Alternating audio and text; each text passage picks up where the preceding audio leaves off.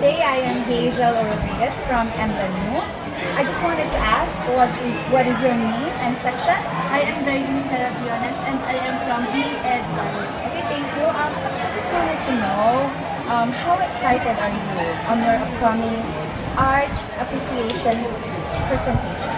I'm very excited because as an first year student, ito po yung first time ko na mangyayari na sumali or makilahok sa art appreciation. And excited din ako na makiisa sa bawat isa at sa mga nagaganap pa na pangyayari. And excited din ako na makita yung iba't ibang gawain ng ibang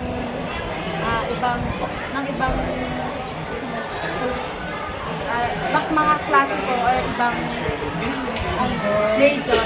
And excited din ako na makita yung mga art na ginawa nila, katulad ng sa food art, sa mga art nila. And yun nga, as a first year student, masaya din ako na nakilahok because naano ko yung sarili ko, parang Yes. yes, Okay. yun lang. Thank you so much.